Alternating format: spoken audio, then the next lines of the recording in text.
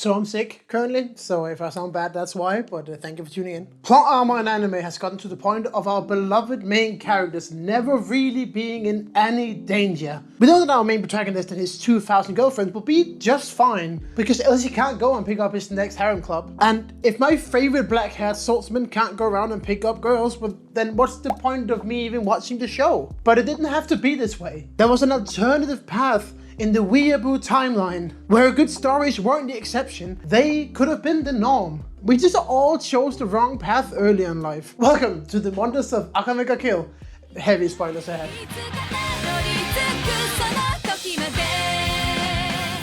It was an early day in the middle of June. Actually, I honestly can't fucking remember. Do you remember exactly when it was when you started watching Attack on Titan? No? I thought so. The point is, on my cringe Facebook 2008 storyboard, I found an image of Animu. Yes, this was my favorite way of finding shows at the time. Or I guess only since 15-year-old me didn't know what an anime list was. But the image kind of looked like this. Oh fuck, wait, no, wrong picture.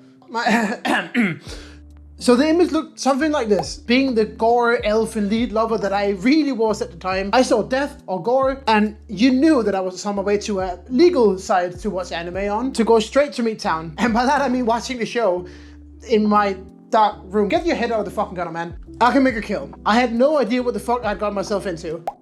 But I knew one thing, and that was, fuck if Akame looked fucking cool, man. Listen, I was 15. We had all the cool tropes that 15-year-old boys loved at the time. Pink-haired anime girl? Check. Cool armor guy? Check. Emo characters to use in promotion so everyone would jump on it? Check. Too cool for school characters?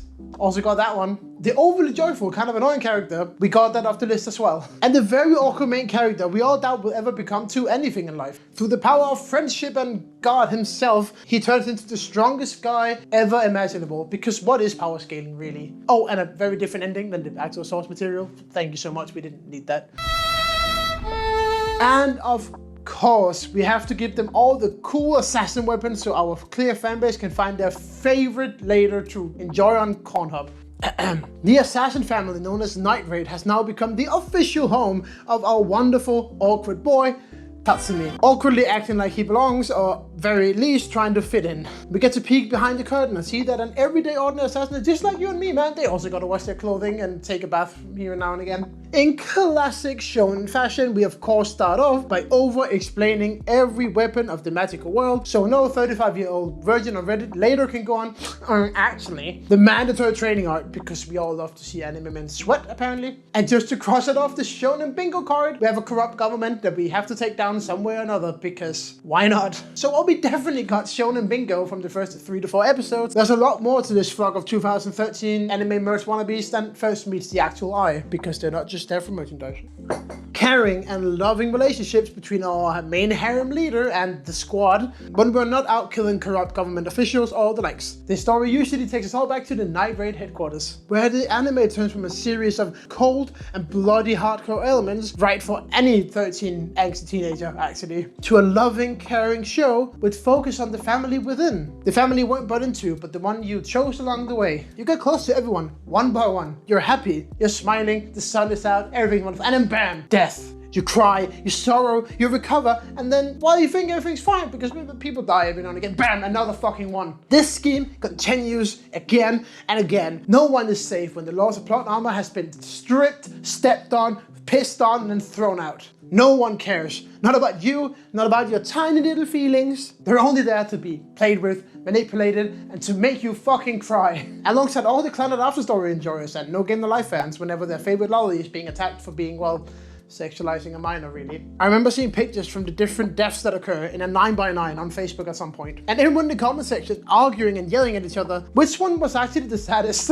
Actually, if you really think about it, the anime industry never changed in those 12 years. Maybe someone should study that or read into that. We all know you came here to watch a show, relax, escape the corrupt horrors of real life society, but too bad, man, because here it only gets worse. Reflection of reality? Not quite, but social commentary, 100%. From time to time, I stumbled upon shows. To my tiny brain, it feels like Christopher Nolan decided to jump into Japanese culture for once, but this ain't one of them. And that's kind of meant as a compliment. We go straight to action with a very few underlying themes, or at least if there were some my dumbass were not clever enough to actually pick it up. Yet, at the core, a great, violent, mid-2000s shonen that every single weeaboo can enjoy. While enjoyable and very much sure you will end up hugging your body pillow while tearing up in the corner of your mom's basement, what actually makes this show intriguing. As mentioned previously, just so we have everyone with us, 2025, brain rot is real. Our favorites die left and right. There's no Kirito or Naruto-ish plot armor hiding here, which automatically just ups the ante, it ups the stakes. The thing about longer running shows like One Piece, Hunter x Hunter, and Fairy Tail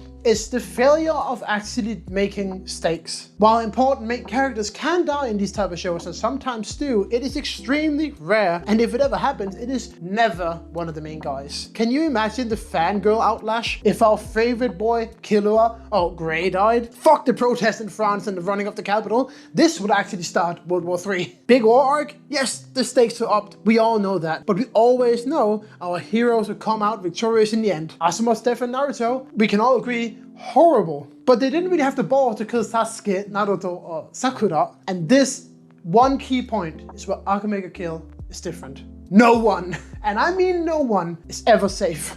Main character doesn't matter. Every single second in this long formatted animated mental torture show is filled with tense. Since you learned fairly early on that plot armor is something of magic here and is really nowhere to be found, this ups the feel-good moments as well as the bad ones. The quiet, happy, sitting at a lake and enjoying the atmosphere moments becomes even quieter and sometimes a bit tense. But this is where I found peace in the chaos. Singular mistakes in fights becomes a lot more apparent, and you might have paid for the entire seat, but damn it, you only gotta fucking need the edge. Normally at the end of my videos, I like to do a summarization of what I've actually talked about, but I think here I can summarize it pretty quickly. Just go watch Akame Kill. You're welcome.